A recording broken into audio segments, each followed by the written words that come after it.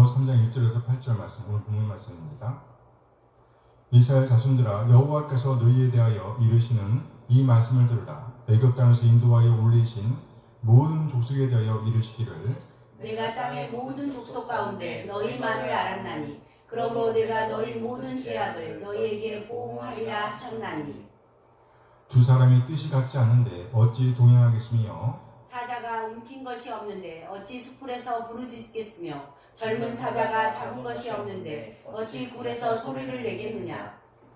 덫을 땅에 놓지 않았는데 새가 어찌 거기 치이겠으며 잡힌 것이 없는데 덫이 어찌 땅에서 튀겠느냐. 성읍에서 나팔이 울리는데 백성이 어찌 두려워하지 아니하겠으며 여호와의 행하심이 없는데 재앙이 어찌 성읍에 임하겠느냐. 주 여호와께서는 자기의 비밀을 그 종 선지자들에게 보이지 아니하시고는 결코 행하심이 없으시리라. 사자가 부르짖은즉 누가 두려워하지 아니하겠느냐. 주 여호와께서 말씀하신즉 누가 대언하지 아니하겠느냐. 아멘. 아멘. 아멘. 오늘은 본문 말씀 아모스 3장 1절에서 8절 말씀을 본문으로 본질을 지향하는 오늘을 살아내야 합니다. 뭐라고요? 본질을 지향하는 오늘을 살아내야 합니다. 이런 제목으로 말씀을 나누도록 하겠습니다. 우리는요, 이 세상에 사는 동안 누군가의 동반자 또는 동료로서의 삶을 살게 됩니다. 우리의 삶에서 진정 아름다운 동반자, 아름다운 동료가 되려고 하면 무엇보다 먼저 본질을 놓치지 말아야 합니다. 뭘 놓치지 말아야 한다고요? 본질. 본질과 멀어지게 하는 것을 아예 치워버려야 합니다. 이것이 진정 아름다운 동반자, 아름다운 동료, 나아가 백성된, 하나님의 백성된 사람의 자격이라고 할 수 있다는 겁니다. 그럼 우리는 어찌하든지 어디에 있든지 본질을 지향하는 오늘을 살아내야 합니다. 아멘. 아멘. 우리가 보고 있는 아모스서는요, 크게 세 개의 단락으로 구성되어 있습니다. 첫째, 열국 심판 메시지입니다. 열국 심판 메시지. 1장과 2장의 내용이죠. 둘째, 들으라로 시작하는 아모스의 메시지입니다. 들으라. 3장에서 6장까지입니다. 들으라. 셋째는요, 아모스가 본 환상 메시지입니다. 아모스가 본 환상 메시지. 7장에서 9장까지입니다. 첫째, 열국 심판 메시지 1장과 2장의 내용이죠. 이 부분에서 저자는요, 이 메시지가 주어진 때를 명확하게 말씀하고 있습니다. 당시 이스라엘과 유다의 왕을 언급함과 동시에 명확하게 지진 전 2년, 뭐라고요? 지진 전 2년이라고 언급해주고 있습니다. 아모스 1장 1절 말씀입니다. 함께 읽어요. 유다 왕 우시아의 시대 곧 이스라엘 왕 요아스의 아들 여로보암의 시대 지진 전 2년에 그가 목자 중 아모스가 이스라엘에 대하여 이상으로 받은 말씀입니다. 당시 유다의 왕은 우시아였습니다. 우시아, 아마샤라고도 하죠. 아마샤, 아사랴라고도 하죠. 우시아. 유다의 10번째 왕입니다. 유다의 10번째 왕. 그리고 북쪽의 왕은 여로보암이었습니다. 여로보암.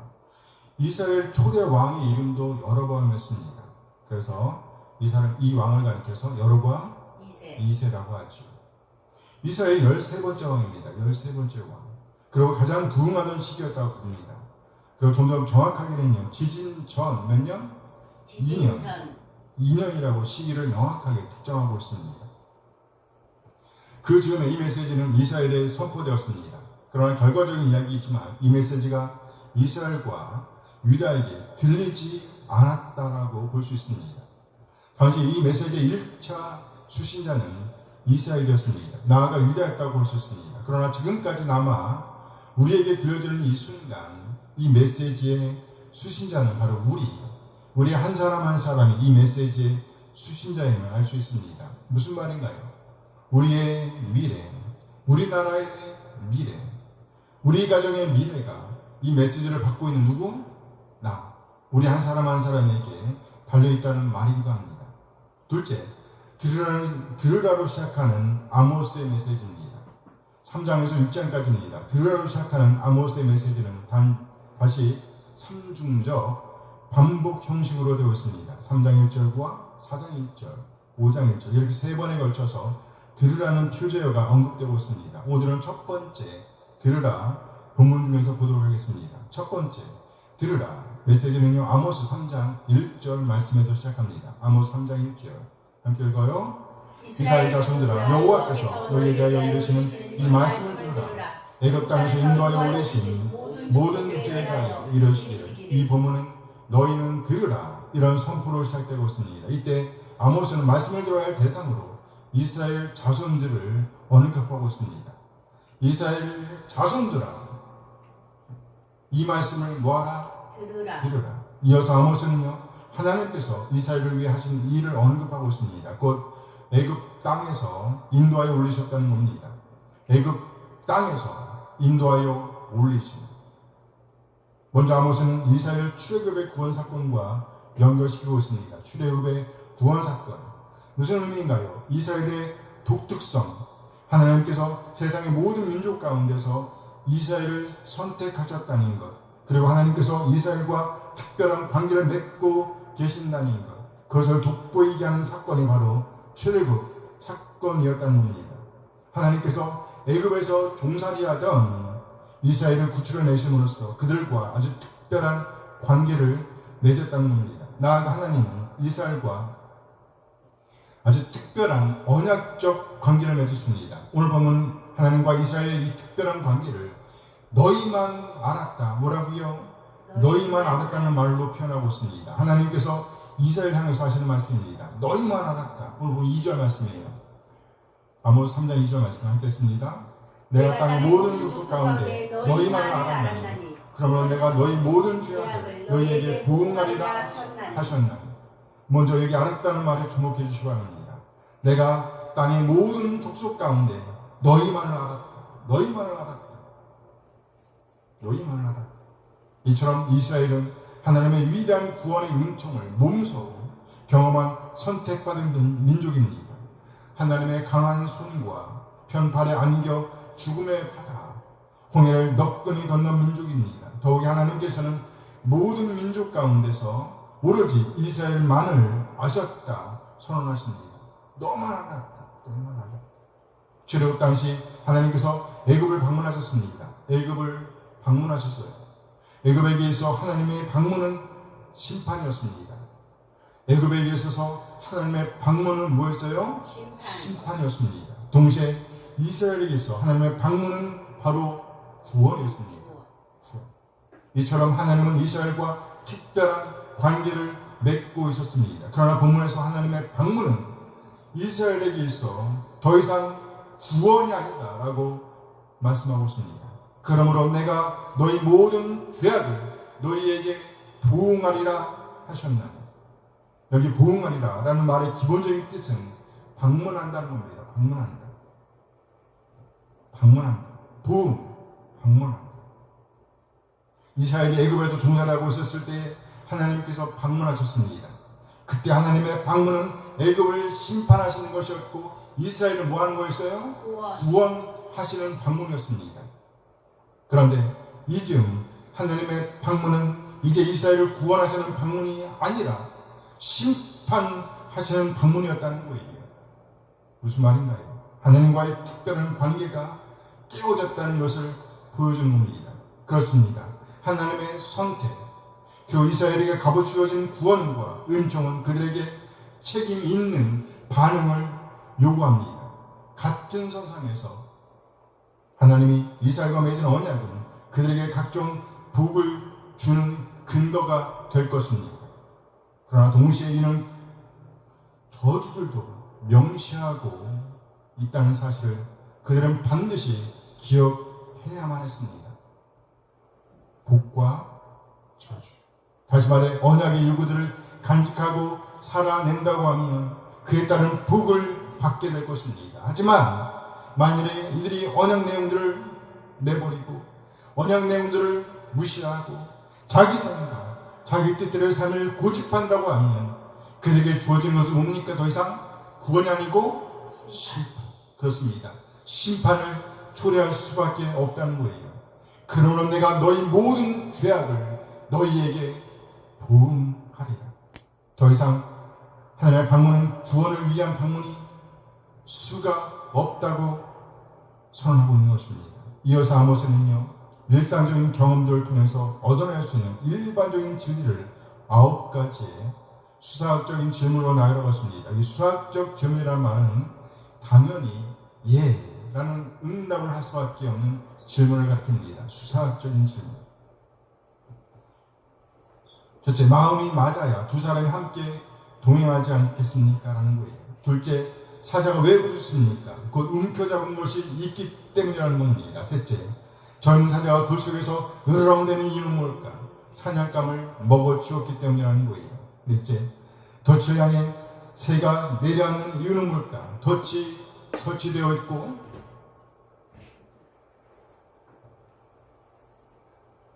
그리고 덫에 미끼가 있기 때문이라는 것이죠. 덫이 설치되어 있고 그 덫에 미끼가 놓여 있기 때문에 새가 그 덫 위로 올라앉는다는 거예요. 다섯째, 덫이 하늘로 튕겨 올라가는 이유. 덫이 하늘로 튕겨 올라가는 이유는 뭘까? 무엇인가가 덫에 걸렸기 때문이라는 겁니다. 여섯째, 납볼살이 올 때 사람들이 두려워서 떠는 이유는 뭘까? 전쟁을 알리는 나팔 소리가 도시에 울려 퍼졌기 때문이라는 거예요. 일곱째, 재난과 불행이 성읍에 불어닥치는 이유는 뭘까? 여호와께서 그렇게 하셨기 때문이라는 겁니다. 여덟째, 사자가 부르짖을 때 누구든지 두려워하게 된다는 겁니다. 마지막 아홉째는요, 주 여호와께서 말씀하라고 강권하시는데 누가 거절할 수 있겠는가? 라고 묻는 겁니다. 절대로 거절할 수가 없다는 거죠. 없다. 여기 나열된 연속적인 의문문들은요, 이스라엘의 일상생활 주변에서 관찰될 수 있었던 실제적인 예화들이기도 합니다. 첫 번째 수학적 질문은요, 여행 이미지를 갖고 있습니다. 동행이죠. 오늘 보면 3절 말씀이에요. 아모스 3장 3절 함께 읽어요. 두 사람의 뜻이 같지 않은데 어찌 동행하겠습니까? 두 사람의 뜻이 같지 않은데 어찌 동행하겠습니까? 이스라엘은 광야 40년 동안 몇 년 동안? 40년 동안 하나님과 동행하는 것에 대해 배웠습니다. 그 과정에서 이스라엘이 배운 것은요, 뜻이 맞지 않을 경우 여행이 얼마나 힘들고 고달플 수 있는가였습니다. 그렇습니다. 서로가 친숙하지 않다면, 잘 아는 사이가 아니라고 한다면 먼 길을 함께 떠날 수는 없는 법이죠. 무슨 일을 만나는지 모르는 여행길에서 서로가 서로를 믿고 의지할 수 없다면 그 여행이 얼마나 힘들고 고달프겠어요. 저 인간이 날 치면 어떡하지? 저 인간이 날 계속 믿으면 어떡하지? 믿을 수 없어. 동행할 수 있어요? 없어요? 없다는 거예요. 어찌 동행하겠습니까? 어찌 동행하겠는가? 함께 걸을 수가 있는가? 묻고 있는 겁니다. 앞을 알 수 없는 그 길에서 과연 동반자, 동료가 될 수 있겠는가? 묻고 있는 거예요. 전적으로 믿고 맡길 수 있겠는가? 도전하고 있는 겁니다.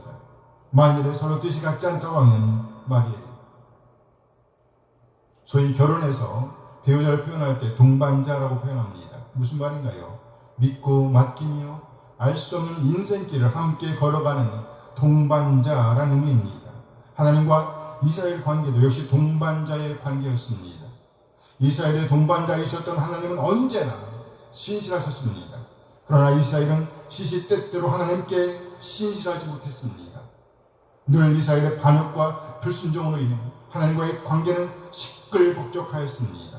우당탕탕 소리가 진동하였습니다. 합의된 말씀들을 간직하지 않고 다르게 행동하는 한 관계는 절대로 진전될 수가 없습니다. 아니 오히려 점점 더 멀어지게 될 것이며 마침내 그의 상당한 심판을 초래하게 될 것입니다. 그러면 결국 상당한 상처를 남기고 마는 거예요. 이것은 동료, 친구의 관계에서도 그대로 적용될 수 있습니다. 사탄은 지금도 우리 한 사람을 넘어뜨리려고 망치기 위해서, 사망의 길을 인도하기 위해서 접근하고 있습니다. 그런데 그는 결코 눈에 띄는 어떤 것으로 접근하지 않습니다. 아주 작은 것, 눈에 보이지 않는 것, 그것쯤이야 하는 것들을 들고 우리에게 다가와서 유혹합니다. 그런데 그 별것 아닌 것들이 눈사람처럼 불어나 나중에는 걷잡을 수 없는 속력을 냅니다. 아주 무거운 짐이 되게 합니다. 그러면 누구도 막을 수 없고 또 질 수 없게 되는 지경에 처하게 됩니다. 그러면 어떻게 되겠어요? 그러면 어떻게 되겠습니까? 하나님께 대한 이스라엘 죄가 그랬습니다. 이 가나안 세대는 당시 문화에 쇠뇌당했습니다. 물들기 시작했습니다.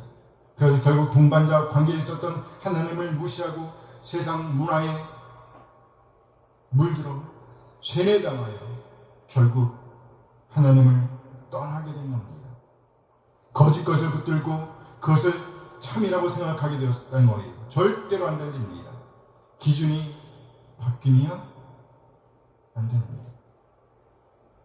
두 번째와 세 번째 수학적 질문은 사자가 포효하는 이유를 묻는 것입니다. 오늘 보면 4절 말씀이에요. 아모스 3장 4절 함께 했습니다. 사자가 움킨 것이 없는데 어찌 숯불에서 부르짖겠으며 젊은 사자가 잡은 것이 없는데 어찌 그래서 소리를 내겠느냐. 사자가 사냥감을 스캔합니다. 스캔이 끝나자 기회를 기다립니다. 그리고 마침내 기회를 포착한 사자가 사냥감을 향해 질주합니다. 그리고 사자가 사자에게 달려들어 자신의 앞다리를 치켜들고 그 먹잇감을 후려가게 줍니다. 강타합니다. 그리고 숨통을 거머쥡니다. 이제 사자는 무력하게 죽어가는 사냥감을 앞에 두고 포효합니다. 끝났어. 먹잇감을 움켜쥔 사자의 부르짖음입니다. 그런데 선지자를 통해 전해진 여호와 하나님의 부르짖음도 이와 같이 무서운 결과를 가져올 것입니다. 마치 이스라엘이 그 먹잇감과 같은 처지가 될 것임을 보여주는 겁니다. 이제 더 이상 하나님은 이스라엘의 목자가 아니시라는 거예요. 구원자가 아니시라는 말입니다. 오히려 하나님께서 사자가 먹잇감을 움켜쥐는 것처럼 그렇게 이스라엘을 움켜쥐실 것이라는 경고의 메시지입니다. 아모스의 비유는 계속 이어집니다. 네 번째와 다섯 번째 수학적 질문입니다. 이는 덫에 관한 내용입니다. 오늘 보면 5절 말씀입니다. 아모스 3장 5절 함께 했습니다. 덫을 땅에 놓지 않았는데 새가 어찌 거기에 치이겠으며 잡힌 것이 없는데 덫이 어찌 땅에서 튀겠느냐. 새 덫을 놓는 이유는 새를 잡기 위한 것입니다. 그런데 새 덫을 땅에 놓지 않았다고 하면 새를 잡을 수가 없다는 말이죠. 적당한 장소를 정하고 그 적당한 장소에 새 덫을 놓는 일이 먼저라는 거예요. 새 덫을 놓지 않는다든지 엉뚱한 데에 놓아두었다고 하면 새를 잡을 수는 없습니다. 덫을 땅에 놓지 않았는데 새가 어찌 거기 치이겠습니까? 물론 덫이 땅에 놓여질 때에는요 새를 끌 수 있는 미끼도 함께 놓습니다. 당시 이스라엘은 아주 감각적이고 물질 지향적이었습니다. 그래서 볼 수 있는 것만, 만질 수 있는 것만, 먹을 수 있는 것만, 즐길 수 있는 것만이 가치 있는 것이라고 여겼습니다. 그러다가 새가 덫에 걸리듯이 그렇게 그들도 덫에 걸리게 될 위험이 직면해 있었습니다. 이렇게 그들은 본질을 놓치고 있었습니다. 본질로부터 떠나고 있었습니다. 마땅히 잡고 있어야 할 진리, 주장해야 할 진리를 뒤로 하고 단지 눈에 보이는 것, 좋아 보이는 것, 물질적인 것에 생각을 빼앗기게 된 겁니다. 새가 그 덫에 미혹당하듯이 말이죠. 새 덫에 기웃기웃하던 새가 마침내 그 먹잇감을 묻니다. 그러면 어떻게 되겠어요? 빠른 속도로 튕겨오릅니다. 잡힌 것이 없는데 덫이 어찌 땅에서 튀겠느냐. 그러니까 덫에 새가 잡히는 순간 아주 빠른 속도로 그 덫이 위로 튕겨져 올라오는 그림을 묘사한 거예요. 이 일은 아주 잠깐 사이에 벌어집니다. 잠깐 사이에 벌어져요. 눈 깜짝하는 사이에 일어나는 일입니다. 그야말로 순간적인 일이라는 거예요. 그렇게 잠깐 사이에 그 새는 목숨을 잃게 되는 겁니다. 순간에 튕겨져 오림이 있기 전에 무슨 일이 있었을까요? 새가 먹잇감을 주시하는 과정이 있었습니다. 건드려보는 순간이 있었습니다. 맛보는 순간도 있었겠지요. 잠시 그 맛에 취해서 상당한 만족감을 느낄 수도 있었을 것입니다. 이런 과정이 무르익은 어느 시점에서 그 새는 그 먹잇감을, 그 미끼를 한꺼번에 확 뭅니다. 그러면 곧바로 덫이 재빨 위로 튕겨져 올라옵니다. 바로 그 새가 덫에 잡히는 순간입니다. 전혀 짐작할 수 없었던 일이었죠. 우리는 잠깐 이상한 것들에 관심을 가질 수 있습니다. 또 맛도 즐길 수 있습니다. 그러나 어느 순간 그 덫에 잡히게 될 것이며 튕겨져 올라가는 순간을 맞을 것입니다. 이렇게 덫에 걸리는 인생은 멸망입니다. 멸망이죠. 역시 이 세상 것들을 맛보느라 본질을 놓치게 되는 절망적인 순간을 묘사해주고 있는 것입니다. 우리가 진정 맛보고 즐겨야 할 것, 즐거워야 할 것은 본질입니다. 본질이에요. 그리고 우리가 터뜨려야 할 순간들은 본질을 간직하고 있다가 그에 걸맞은 삶들을 순간적으로 보여주는 기회라는 말에 담아낼 수가 있습니다. 그렇습니다. 우리가 튕겨 올려야 하는 것들은 덫이 아니라 기회입니다. 하나님을 영원롭게 하고 사람들을 바른 길로 인도할 수 있는 기회, 이를 위해 우리는 끊임없이 하나님께 붙어 있어야 합니다. 어떻게 해요? 하나님의 말씀을 읽고 듣고 연구하고 묵상하며 그 맛에 깊이 잠기는 경험들이 우리 안에 쌓여야 합니다. 이런 경험들을 통해서 우리는 순간들을 맞이할 때 그 순간들을 통해서 기회들을 통해서 하나님의 영광을 퍼뜨리는, 우리 안에 간직하고 있던 그 말씀들이 어느 순간 살아 역사하는 기회를 살아낼 수 있게 되는 것이죠. 우리는 그렇게 하나님의 뜻을 살아내는 기회를 즐기는 사람들이 되어야 한다는 말이에요. 7번째, 7번째 수학적 질문은요, 전쟁에 대한 묘사입니다. 전쟁에 대한 묘사예요. 전쟁 나팔 소리가 울리면 두려워하지 않을 수가 없다는 말이죠. 그리고 성읍에 임할 재앙을 묘사합니다. 오늘 본 6절 말씀입니다. 아모스 3장 6절 말씀 함께 했습니다.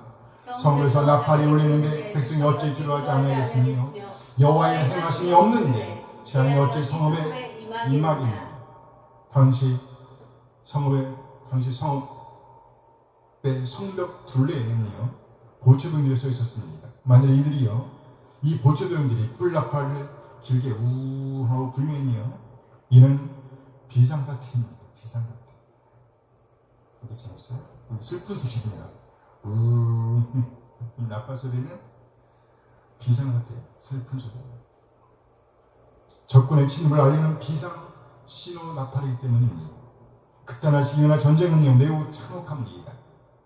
당시의 전쟁도 지금 못지않게 참혹하였습니다. 특별히 아이들과 여자들의 희생은 아주 상당했다고 봅니다.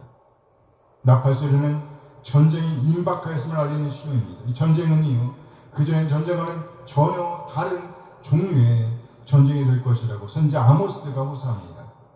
그럼 만일에 이스라엘 이 호소를 듣고 그동안 놓치고 있던 본질, 다시 그 본질을 붙잡고 하나님의 도움을 간절하게 간구했다고 하면 다시 소망의 불이 타올랐을 것이라고 믿습니다. 충분히 그랬을 거예요. 소용없이. 그러나 만일에 선지자 아모스의 이 호소를 외면한다고 하면 이스라엘은 그야말로 처참한 전쟁의 나팔이 울리고 말 것입니다. 그러면 하나님께서 계획하시던 전쟁, 그것도 자신의 백성이라고 불리는 이스라엘 향해 정면으로 일으킨 아주 무시무시한 전쟁, 무지막지한 전쟁, 아주 무서운 하나님의 전쟁이 벌어지고 말 것입니다. 하나님께서 일으키신 이 전쟁을 감히 누가 막을 수 있겠어요? 하나님께서 보내신 재앙을 감히 누가 막을 수가 있겠어요? 참으로 안타까운 일이에요. 선지자를 통해서 하나님께서 수도 없이 경고하셨건만, 경종을 울리셨건만 이스라엘은 이미 들을 수 있는 청력을 다 잃고 말았다는 겁니다. 그래서 그들은 들을 수가 없었어요. 소리는 울리고 있는데요 들을 수가 없었습니다. 감지할 수가 없었습니다.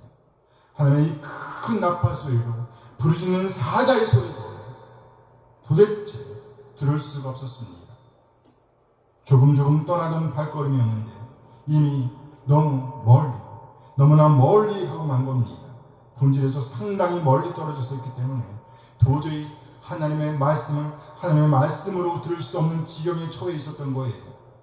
처음에는 약간만 멀어져 있었으나 이쯤 되어서는요 아주 멀리 떨어져 있었습니다.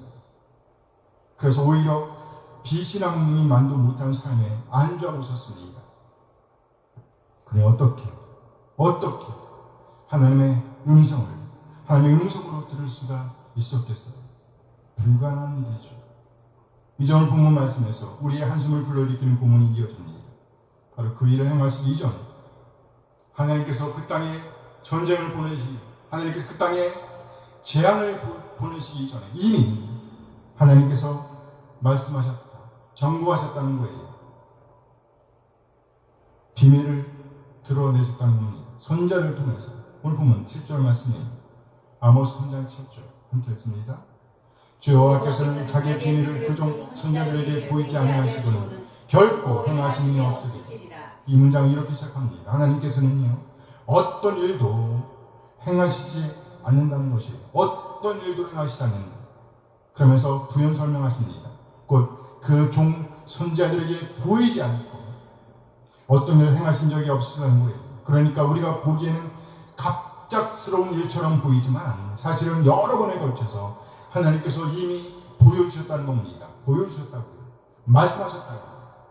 그렇다면 이들이 듣지 못한 이유는 뭘까? 이미 너무 멀리 와 있었기 때문입니다. 그래서 들을 수가 없었어요. 이스라엘에 한 번, 두 번의 떠나감이 쌓여가면서 점점 더 본질에서 멀어지는 일이 벌어졌습니다.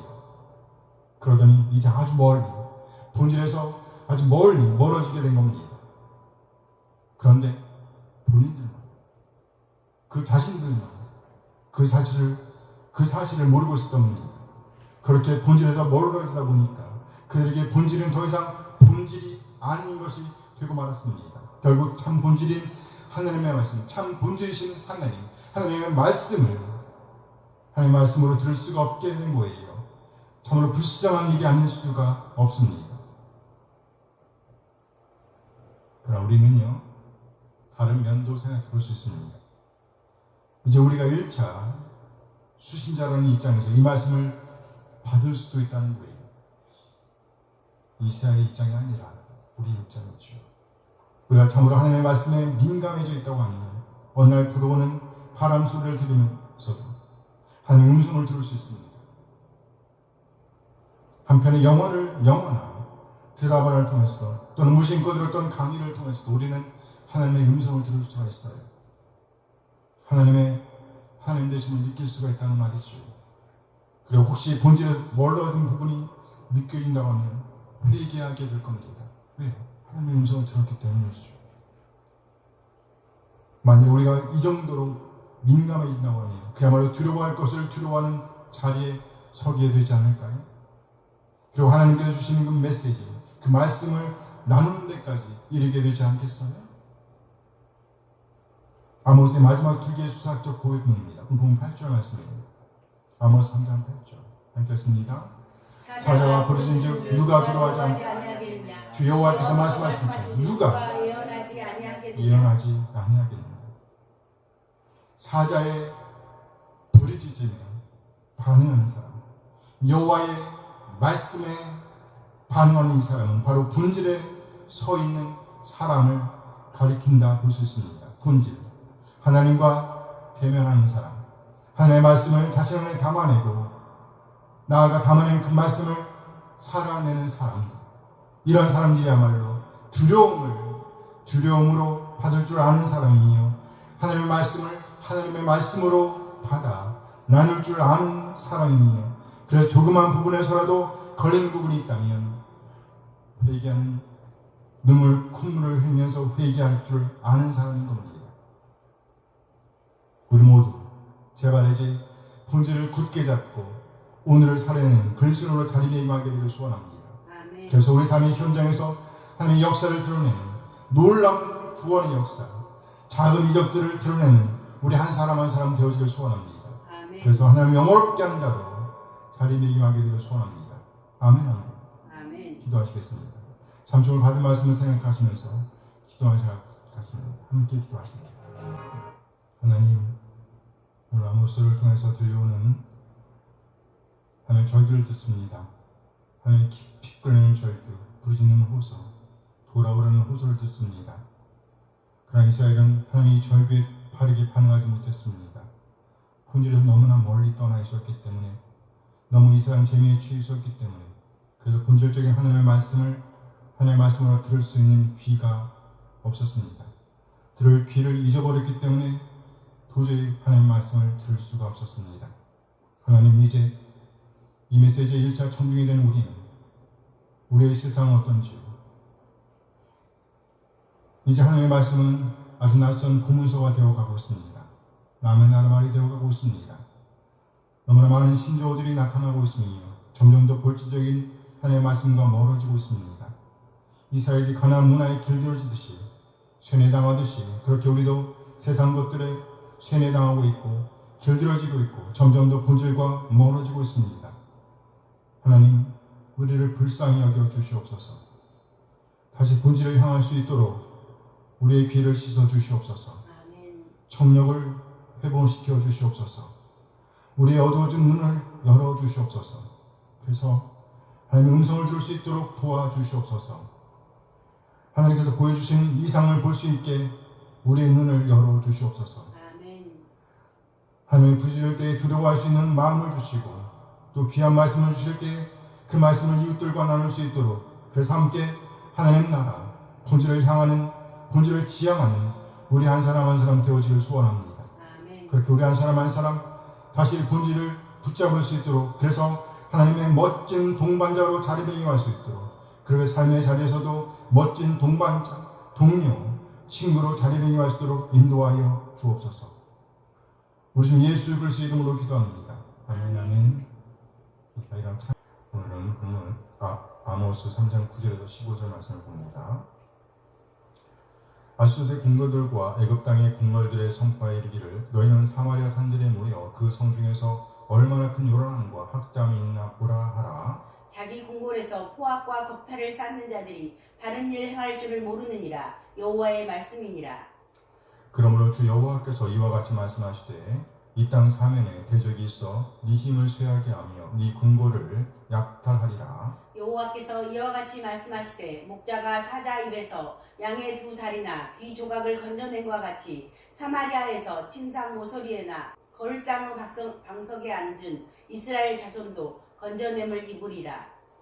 주 여호와 만군의 하나님의 말씀이니라. 너희는 듣고 야곱의 족속에게 증언하라. 내가 이스라엘의 모든 죄를 보응하는 날에 베델의 제단들을 벌하여 그 제단의 뿔들을 꺾어 땅에 떨어뜨리고, 함께 겨울궁과 여름궁을 치리니 상하궁들이 파괴되며 큰 궁들이 무너지리라. 여호와의 말씀이니라. 아멘. 오늘은 아모스 3장 9절에서 15절 말씀을 중심으로 본질을 잃음에서 오는 부끄러움을 알고, 본질을 잃음에서 오는 부끄러움을 알고 오늘을 살아내야 합니다. 이런 제목으로 말씀을 나누도록 하겠습니다. 여기 부끄러움이란 말은 오직 오늘 본문의 표현에 비하면 아주 순하게 표현된 것입니다. 아주 자극적인 내용을 부드럽게 표현했다는 말입니다.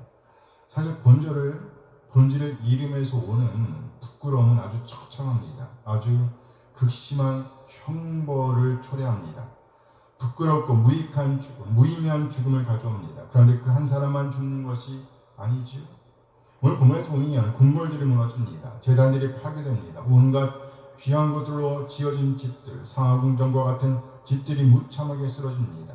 그야말로 엄청난 재앙이 아닐 수가 없습니다. 이와 같은 무너짐은 당연히 그 공동체에 속해 있는 사람에게도 지대한 영향을 끼칠 수밖에 없습니다. 이처럼 본질을 잃음에서 오는 부끄러움은 말로 다 설명할 수 없을 만큼의 재앙을 몰고 옵니다.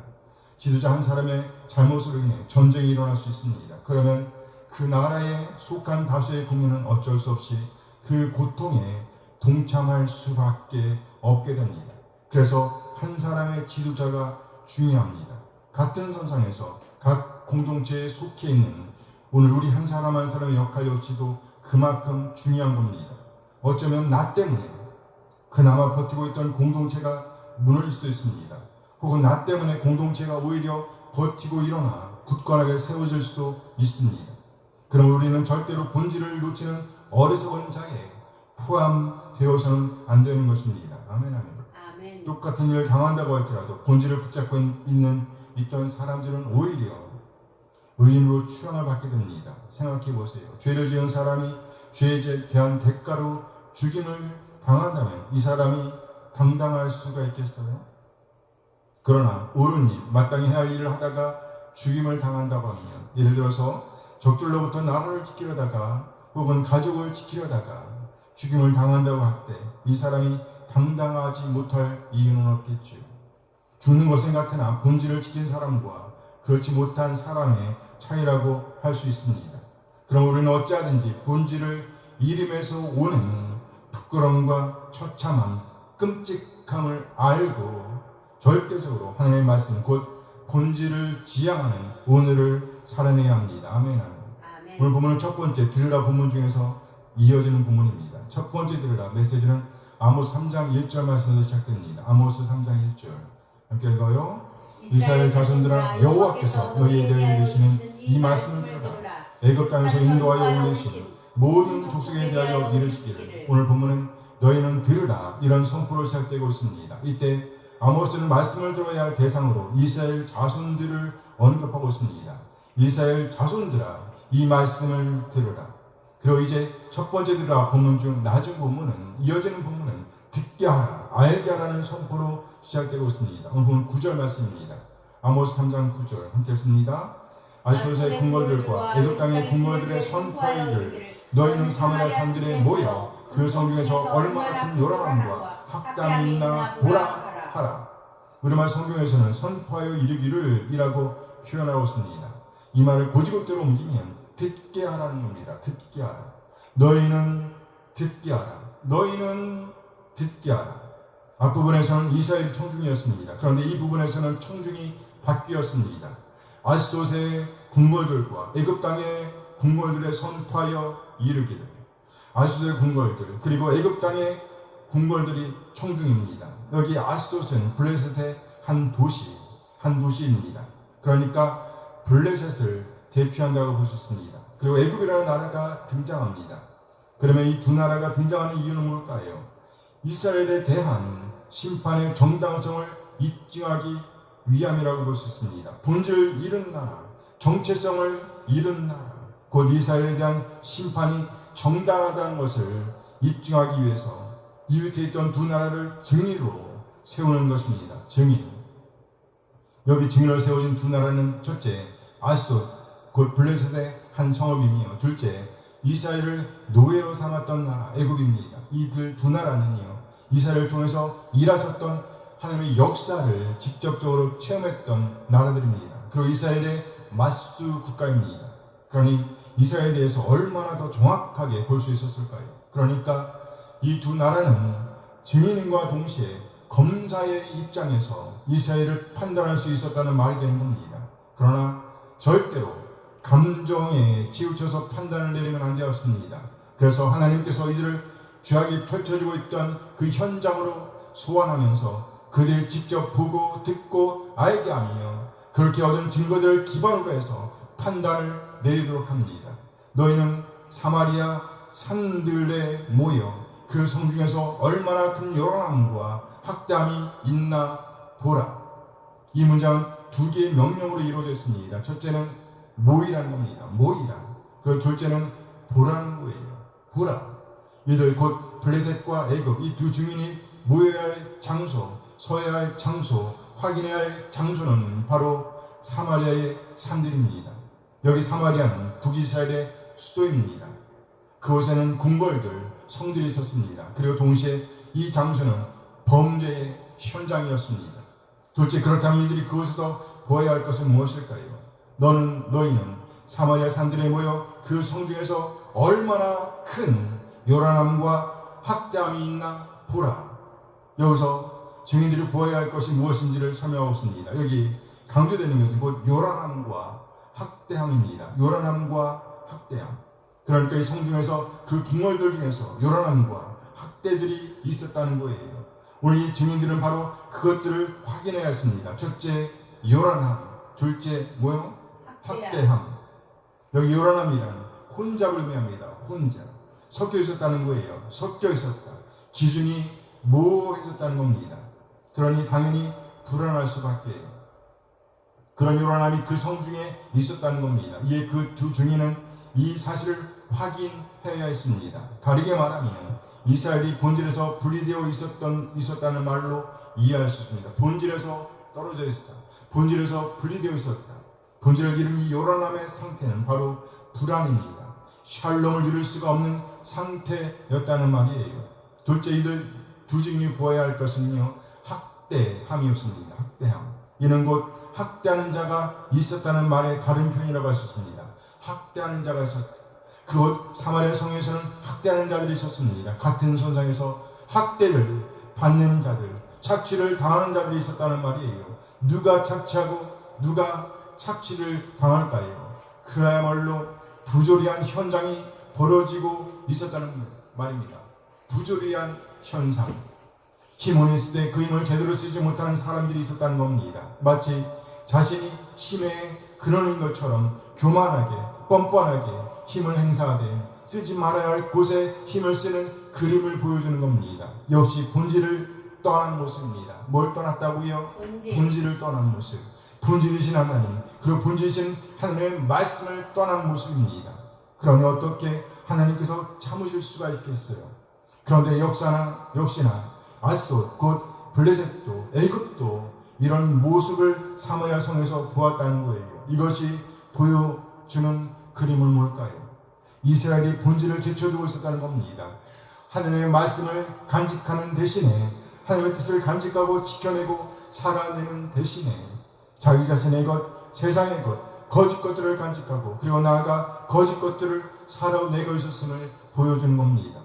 그렇습니다. 그들이 간직하고 있는 것은 결코 본질이 아니었어요. 본질이 아니었습니다. 본문 10절 말씀입니다. 아모스 3장 10절 말씀 함께 했습니다. 자기 궁궐에서 포악과 겁탈을 쌓는 자들이 바른 일 행할 줄을 모르느니라. 여호와의 말씀입니다. 이 말씀을 보면 그들이 무엇을 쌓고 있었는지를 알 수 있습니다. 곧 무엇을 간직하고 있었는지를 볼 수 있다는 말이죠. 무엇을 간직하고 있었나?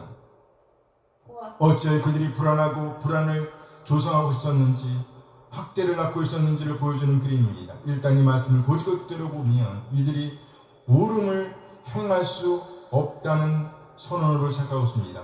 뭘 행할 수 없었다고요? 옳음을 행할 수 없었다. 바른 일 행할 줄을 모르느니라. 바른 일 행할 줄을 모르느니라. 이스라엘이 바른 일, 곧 옳음을 행할 수가 없었다는 거예요. 결단코. 이 말은 길을 벗어났다는 말로 받을 수 있습니다. 뭘 벗어났다고요? 길을 벗어났다. 마땅히 가야 할 길이 있었는데 절대로 그 길로 행할 수가 없었다는 말이지요. 그렇게 되고 말았다는 겁니다. 아주 자연스럽게 무슨 말인가요? 푹 잠겨 있었기 때문에 도대체 자신들이 길이 아닌 곳에서 질주하고 있음을 몰랐다는 겁니다. 당연한 듯이 그 길로 행하고 있었다는 것이에요. 그렇다면 이들이 이렇게 행할 수밖에 없었던 이유는 뭘까요? 자기 궁궐에서 후악과 겁탈을 쌓는 자들, 그들이 길하는 곳에서 마치 길이 있는 것처럼 질주하고 있었던 이유, 고속도로를 달리듯이 그렇게 거침없이 달리고 있었던 이유는 그들이 쌓고 있는 것이 바로 그것이었기 때문입니다. 뭐예요? 포악과 겁탈. 여기 포악이란 옳음과는 전혀 관계가 없는 행동을 가리킵니다. 한마디로 폭행이라고 할 수 있어요. 옳지 못한 행동들을 가리킵니다. 이것은 직접적인 행동을 가리킬 수도 있으나 법을 이용한 무법한 행동을 가리킬 수도 있습니다.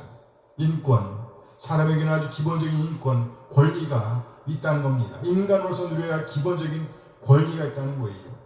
기본권. 그래서 이 기본권은 반드시 지켜져야 한다고 우리는 주장합니다. 그래서 심지어 살인자라고 할지라도 변호를 받을 권리가 있습니다. 죄인에게도 인권은 있다는 거예요. 이렇게 한 사람의 인권을 대변해주는 사람, 대신해서 변명해주고 보호하고 후원하는 사람을 정말 필요합니다. 이 사람을 뭐라 그래요? 변호사겠죠. 변호사는 증거와 말로 한 사람의 인권을 대변하며 그 사람의 죄를 가볍게 하거나 또는 죄 없던 사람의 누명을 벗겨주는 역할을 합니다. 그러니까 어떻게 보면 이 변호사는 그 사람의 보호자 역할을 한다고도 볼 수 있습니다. 마치 우리 하나님께서 과부와 고아와 가난한 자의 보호자이신 것처럼 말이에요. 우리 하나님도 이들의 보호자이시면서 또한 변호사이십니다. 그런데 이 제도를 악용하는 사람들이 있었다는 것이에요. 바로 힘 있는 사람들입니다. 그래서 이들은 심지어 없는 증거도 없는 증인도 만들어냅니다. 그리고 있는 증인은 없애버립니다. 있던 증거는 없애버려요. 또한 증언을 하지 못하게 합니다. 이미 자신들이 쥐고 있던 그 힘으로요. 이것이 바로 포악, 폭행이 아니고 무엇이겠어요?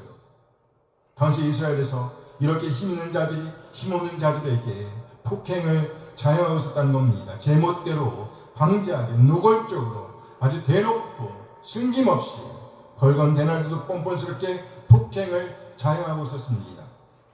심지어 법이라는 이름을 빌려서까지 약자를 짓밟고 있었습니다. 이런 나라에 미래가 있겠어요? 이런 나라에 미래가 있겠습니까? 그들에게는 정말 약한 사람들을 숨도 제대로 쉬지 못하게 하고 질식하게 만드는 데까지 이르렀습니다. 오늘 본문의 표현을 하면 겁탈입니다. 겁탈. 여기 겁탈이라는 말의 기본적인 의미는요, 압박입니다. 압박이 가슴을 꽉 누르는 것을 가리키는 거예요. 가슴을 꽉 누르는 그림입니다. 겁탈. 꼼짝을 못하게 하는 그림이에요. 가슴이 눌리는 사람은 얼마나 답답하겠어요. 실제로 가슴을 누르지는 않는다고 할지라도 여러 가지 방법으로 강자들은 약자를 답답하게 할 수가 있습니다. 조금 더 알고 있는 지식을 이용해서 약자들을 속여먹는 사람들, 심지어 나라도 그렇게 약자를 답답하게 할 수 있습니다. 나라, 권력을 가지고 약자들을 답답하게 할 수가 있다는 거예요. 영화 나다니엘 브레이크에서 보면, 영화 다니엘 브레이크라는 영화예요. 이 영화에서 보면 주인공이 복지 서비스를 받고자 하는 과정에서 아주 답답한 일을 당하는 과정을 보여줍니다.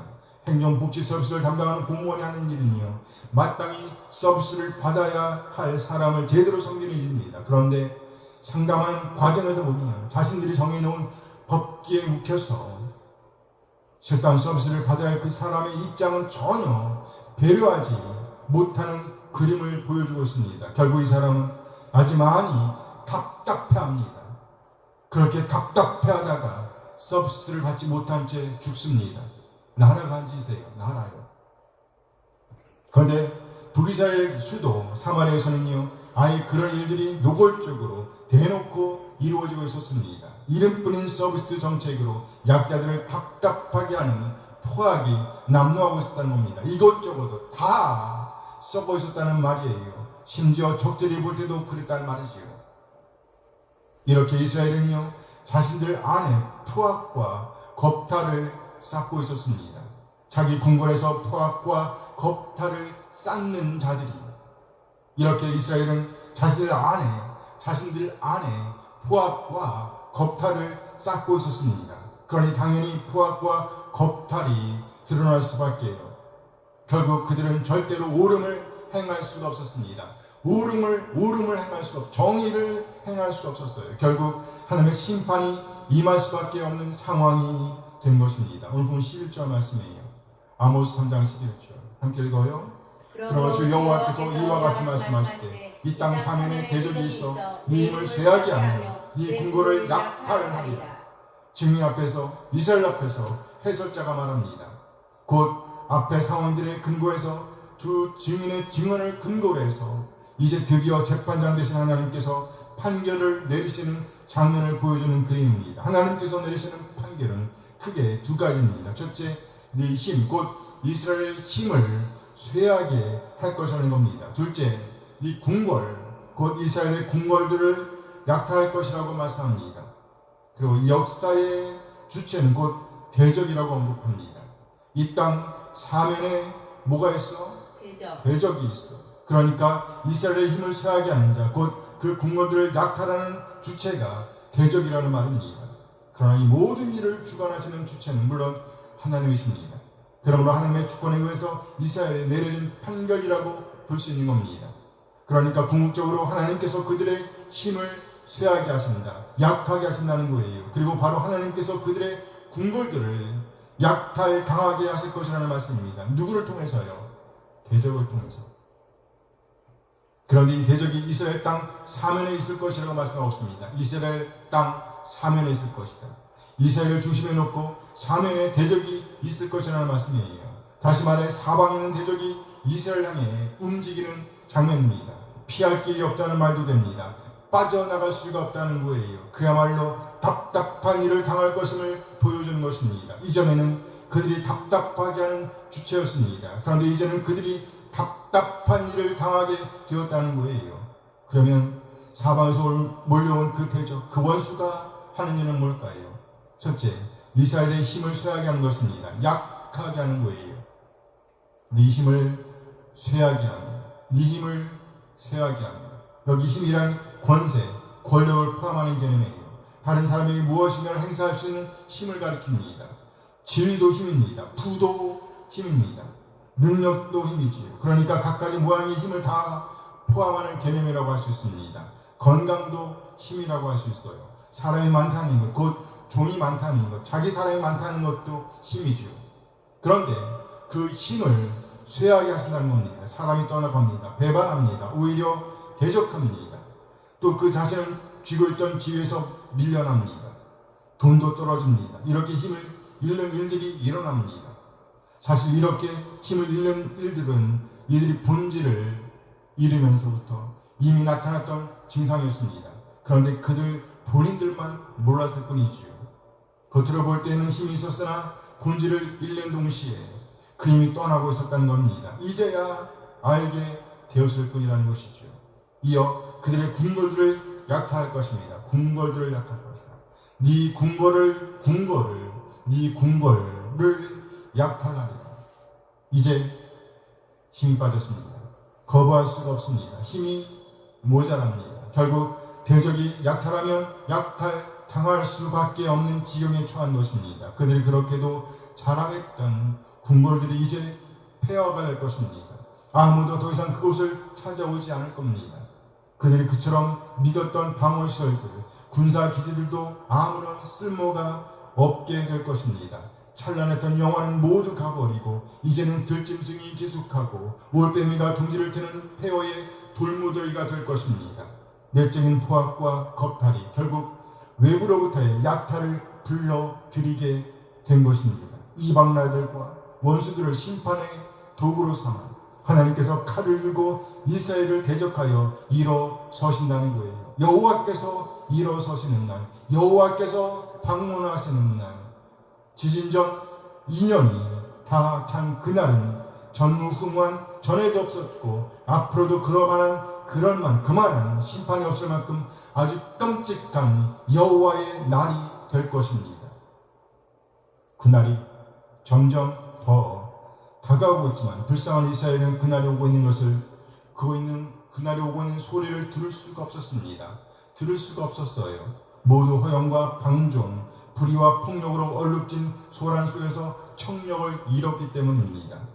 들을 귀가 없었기 때문이에요. 본질에서 너무 멀리 떠나 있었기 때문입니다. 자만과 안일이라는 영적 비만 속에 있었기 때문에 도대체 하나님의 음성, 하나님의 소리를 들을 수가 없었습니다. 점점 더 임박해 오는 하나님의 발걸음 소리를, 심지어 그 발걸음 소리가 마치 천둥소리처럼 쿵쿵쿵 울리고 있는데, 사자의 불신처럼 으르렁 울리고 있는데, 그렇게 울려 퍼지고 있는데도 불구하고 도대체 들을 수가 없었습니다. 반응할 수가 없었습니다. 결국 하나님의 구원 사건이 별 의미가 없게 된 겁니다. 이 상황을 지켜보고 있는 우리도 한숨을 쉴 수밖에 없는 지경에 이르게 됩니다. 오늘 보면 12절 말씀입니다. 아모스 3장 12절 함께 했습니다. 여호와께서 이와 같이 말씀하시되 목자가 사대 위에서 양의 두 다리나 귀족을 건져낸 것 같이 사마리아에서 침상 모서리에는 걸상의 방석이 아닌 이스라엘 자손도 건져냄을 입으리라. 이 말씀은 하나의 비유입니다. 뭐라고요? 비유예요. 지금까지 하나님께서 이스라엘을 구원하고 계셨다는 겁니다. 지금까지 구원해 오고 계셨다는 거예요. 이스라엘은 모르겠지만 지속적으로 우리 하나님께서 그들을 구원하고 계셨다는 겁니다. 구원하고 계신다는 거예요. 마치 목자가 양을 그 대적인 사자 입에서 구원한 것과 같이 꼭 그렇게 이스라엘을 구원해 오셨다는 겁니다. 지금까지 목자가 사자 입에서 양의 두 다리나 귀 조각을 건져낸과 같이 양 한 마리가 사자 입에 물려 있습니다. 이때 목자가 그 사자에게로 달려듭니다. 그리고 그 입에서 양의 두 다리를 끄집어냅니다. 그리고 숨이 끊어질 찰나에 그 귀 조각을 그 사자 입에서 빼냅니다. 다 죽어가던 양이 목자에 의해서 구출받고 있는 그림입니다. 이와 같이 하나님께서 다 죽어가던 이스라엘을 대적자의 손에서 구출하시고 있는 그림을 묘사하고 있습니다. 그렇습니다. 이스라엘은요, 구원자신 여호와를 잊어버렸을지라도, 그들의 하나님을 잊어버렸을지라도, 본질이신 하나님을 떠났을지라도 하나님께서는 지속적으로 지금까지 계속해서 그들을 지키시고 보호하셨고, 그리고 때로는 건져 주셨다는 겁니다. 사마리아의 침상 모서리에나 걸상의 방석에 앉은 이스라엘 자손도 건져냄을 입으리라. 이 문장의 주제는요, 사자로부터 양이 구출되듯이 꼭 그렇게 이스라엘이 구출되고 있었다는 것입니다. 그와 같이 이스라엘 자손들이 구출될 것이다. 사자에게 물려있는 양이 목자에 의해서 구출되듯이 꼭 그렇게 하나님께서 그들을 구출해 주셨다는 겁니다. 이게 대명제예요. 구원해 주시고 있었다는 겁니다. 그런데 다른 한편 이스라엘에 대해서 두 가지로 묘사해 주고 있습니다. 하나님께서 구원해 주셨어요. 꼭 그렇게 목자가 양을 사자에 의해서 구출해 주듯이 그렇게 구출해 주셨습니다. 그런데 이스라엘은 어땠는가? 첫째, 이스라엘은요, 항상 모서리에 앉아있는 이스라엘, 침상 모서리에 앉아있는 이스라엘을 묘사하고 있습니다. 둘째, 걸상의 방석에 앉아있는 이스라엘. 이 상황을 보여주는 그림은 어떤 그림일까요? 이는 곧 침대의 머리 부분과 다리 부분만이 남아있는 아주 처참한 상황, 완전히 폐어가는 상황을 그리고 있다고 보입니다. 호화스러운 침실을 꾸미며 그 안에서 육체의 정욕을 불사르던 사마리아의 상류층 사람들과 부당한 방법으로 불을 쌓으며 아방궁, 곧 지나치게 크고 화려한 궁궐들에 살면서 흥청망청 지내던 부자들, 흥에 겨워 자기 마음대로 거들먹거리던 그 사람들 위에 가짜없이 형벌이 내려지는 장면을 묘사해주고 있다는 겁니다. 침상 모서리, 걸상의 방석. 무슨 말인가? 지속적인 하나님의 구원에도 불구하고 점점 더 오름의 길을 떠나, 오름의 자리를 떠나 형벌의 자리로 향하던 이스라엘을 그려주고 있는 겁니다. 결국 그 형벌의 자리에 앉아있는 모습을 보여주고 있다는 거예요. 그들이 자랑하던 모든 것들이 다 사라지고 단지 침대의 머리 부분과 침대의 다리 부분, 걸상, 다리 부분만 남았다는 거예요. 그것을 붙들고 주저앉아 앉아있는 그림입니다. 하나님 지금까지 그들을 구원해 오셨습니다. 구출해 오셨습니다. 지속적으로. 그런데 이스라엘은 오히려 한 걸음 한 걸음 점점 더 하나님과 멀어지고 있었다는 겁니다. 본질에서 떨어져 있었다는 거예요. 본질에서 멀어지고 있었단 말이죠. 그렇게 처참한 사망의 길로 향하고 있었다는 말입니다. 그러면 우리는 어떤가요? 우리가 지금 걷고 있는 그 길은 어느 길인가요? 본질을 쌓고 본질을 살아내는 길로 향하고 있나요? 아니면 점점 더 본질을 뒤로하고 하나님의 말씀은 뒤로 제쳐두고 내 생각, 내 기쁨, 내 영광, 내 재미를 추구하고 있지는 않은가요? 오름과는 담을 쌓고 있지는 않은가 하는 것입니다. 오름과 담을 쌓고 있다. 이제 하나님은요, 이스라엘을 법정에 세우십니다. 그리고 그들을 앞에 두고 블레셋과 애굽을 증인으로 세우십니다. 본문 13절 말씀이에요. 아모스 3장 13절 함께 했습니다. 주 여호와 만군의 하나님의 말씀입니다. 너희는 듣고 야곱의 족속에게 증언하라. 이제 재판장 되신 하나님께서 아스돗 곧 블레셋과 애굽을 증인으로 세우십니다. 그리고 야곱의 족속 곧 이스라엘을 피고석에 앉히십니다. 그러면서 이제 블레셋과 애굽에게 증언하라고 요구하십니다. 너희는 듣고 뭐하라? 증언하라. 증언하라. 이제까지 본 것을 증언하라는 거예요. 아스돗과 애굽은요 사마리아 성들을 보았습니다. 사마리아 성들을 보았습니다. 그들은 그 성 중에서 요란함과 학대를 보았습니다. 포악과 겁탈을 보았습니다. 옳음과는 전혀 관계없이 살던 이스라엘, 하나님의 정의는 온데간도 없는 모습을 여지없이 보여주던 이스라엘, 그렇게 하나님의 도움을 배반하며 점점 더 악으로 치닫고 있던 이스라엘을 보았습니다. 이제 그들이 그것을 증언하라는 명령을 받고 있는 겁니다.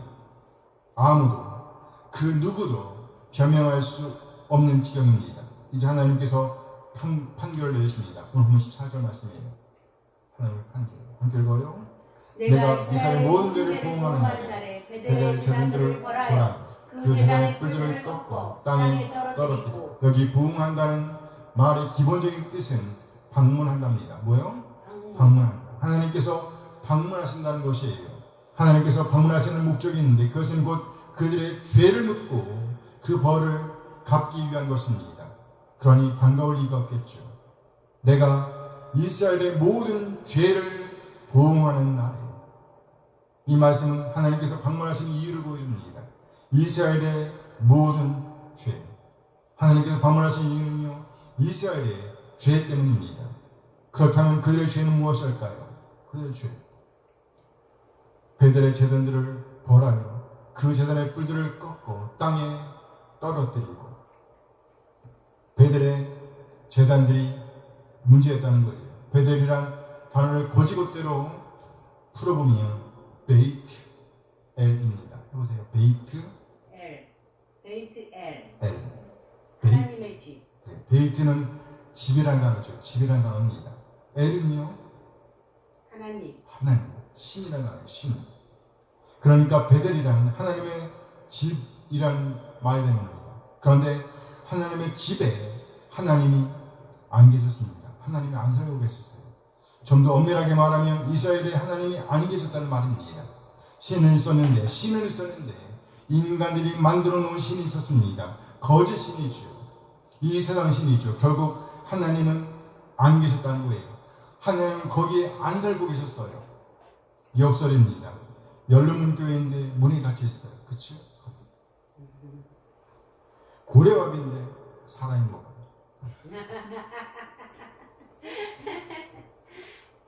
하나님의 집인데 하나님이 안 살고 있습니다. 그렇다고 하나님께서 새를 놓으신 것도 아니잖아요. 도대체 어떻게 이런 일이? 하나님의 집이라 불리던 곳이 오랜 전통과 명성을 등에 업고 사람들의 영혼을 혼란스럽게 만듭니다. 혼란스럽게 만들어요. 종교라는 이름으로 사람들의 영혼과 육체들을 착취합니다. 하나님의 뜻, 하나님의 말씀, 하나님의 마음은 온데간도 없습니다. 하나님과는 아주 멀리 떨어져 있었습니다. 이것이 이스라엘의 죄였습니다. 이스라엘의 죄.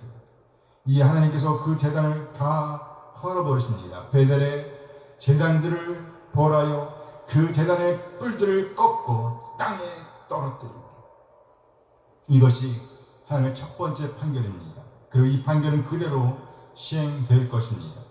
나아가 하나님의 뜻, 하나님의 말씀을 떠난 이스라엘은 삶의 현장에서도 하나님의 뜻을 살아낼 수가 없었습니다. 오로지 자신의 부를 축적하고 권세를 부리는 일에만 몰두하고 있었습니다. 결국 하나님께서 이렇게 쌓아 올린 건축물 또한 쓸어버릴 것입니다. 오늘 보면 15절 말씀이에요. 아모스 3장 15절 함께 읽겠습니다. 겨울궁과 여름궁을 치리니 상하궁들이 파괴되며 큰 궁들이 무너지리라. 여호와의 말씀입니다. 베델의 제단들 그리고 상하로 치장된 겨울궁, 여름궁들은 이스라엘의 죄들을 가리키는 증거들입니다. 이스라엘의 죄는 종교적 부패로 그치지 않았습니다. 이들의 죄는 이제 삶의 현장으로 이어집니다. 정치, 사회적 불의로 상징될 수 있는 대표적인 건축물들은 정의로운 하나님의 이름을 더럽히는 것들이었습니다. 회칠한 무덤처럼 겉으로는 깨끗해 보였습니다. 또 수많은 웃음소리와 연회, 만찬 등이 열렸습니다. 그런데 속으로 들어가 보니 실상 그 안에는 온갖 더러운 냄새가 진동하고 있었습니다. 볼성 사나운 해괴한 작태들이 연출되고 있었습니다. 참으로 놀랍고 괴이한 일들이 벌어지고 있었습니다. 그야말로 죽음을 지향하는 도시였다는 말입니다. 죽음을 지향하는 도시. 완전히 본질을 떠나 있었다는 말이죠. 본질을 잃게 되면 어떤 일이 벌어질까?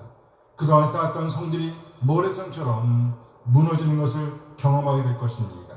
상하 궁들이 파괴되며 뿐만 아니라 큰 궁들이 다 무너져 내리는 것을 보게 될 것입니다. 큰 궁들이 무너지리라. 안 무너질 줄 알았죠. 그런 일은 절대로 일어나지 않을 것이라고 믿었겠죠. 그런데 겨울궁, 여름궁, 상하로 지상된 집들이 무너지고 파괴되는 것을 보게 될 것이라는 말입니다. 마치 모래성이 무너지는 것처럼 처참하게. 왜요? 하나님께서 치실 것이기 때문입니다. 겨울궁과 여름궁을 치리니 하나님께서 치시는데 감히 누가 막을 수가 있겠어요? 절대로 막을 수가 없습니다. 하나님의 기다림은 끝났습니다. 반복해서 하나님께서 구원해 주셨고 선자들을 예언자들을 보내셔서 말씀을 주셨습니다. 경고도 주셨습니다. 심지어 지진전 2년에 그 끔찍한 하나님의 판결이 시행되기 이전에 다시 한번 경고하셨습니다. 그러나 귀를 막습니다. 그저 안약이 앉아서 그런 일이 일어나겠어요? 이러면서 주저앉아 있었습니다. 그렇게 이스라엘은 본질을 잃고 있었습니다. 결국 그들은 본질을 잃으면서 오는 부끄러움을 당할 위험에 직면하게 된 겁니다. 결과적인 이야기이지만 마침내 이스라엘은 멸망당하였습니다. 아주 처참하게 무너졌습니다. 그야말로 부끄러움을 당했다는 말이죠. 그러므로 이제 우리가 이 메시지의 1차 수신자가 된 겁니다.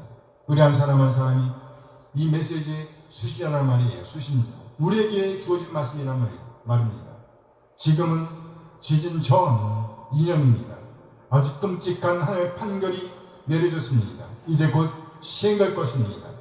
집행유예 기간입니다. 우리는 지금 사론을 밟고 있는 거예요. 이때 우리가 회개하지 않는다면, 다시 하나님께로 돌아와 본질이신 하나님을 붙잡지 않는다면, 본질이신 하나님의 말씀을 우리 안에 간직하지 않는다면, 본질이신 하나님의 말씀 대신에 이상한 것들을 우리 안에 쌓는다면 어떻게 되겠어요? 이스라엘이 그랬던 것처럼 절대로 옳음을 행할 수가 없게 되는 겁니다. 올바른 일, 정의를 행할 수가 없게 되는 거예요. 쌓은 것이 없으니 어떻게 하나님의 정의, 하나님의 뜻, 하나님의 말씀을 살아낼 수가 있겠어요? 어떻게 하나님의 마음을 흡족하게 할 수가 있겠어요? 쌓은 것이 없는데 우리는 모두 우리 안에 쌓은 것을 토해낼 수밖에 없습니다. 먹지도 않은 것을 토해낼 수는 없죠.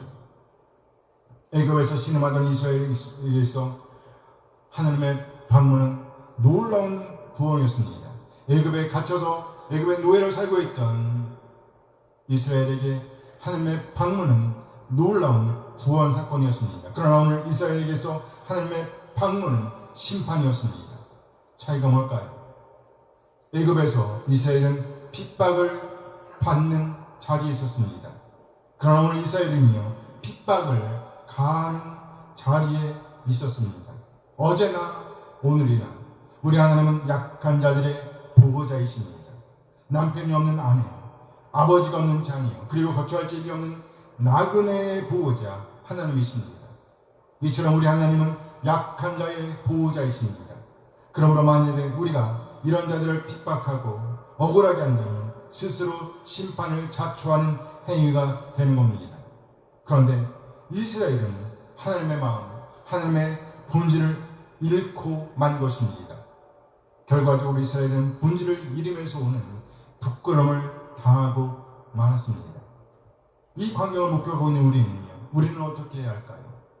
어찌하든지 본질을 붙잡고 꽉 붙잡고 본질 곧 하나님의 말씀을 우리 안에 차곡차곡 간직하고 쌓아가고 지속적으로 하나님의 뜻, 하나님의 말씀을 우리 안에 쌓아야 합니다.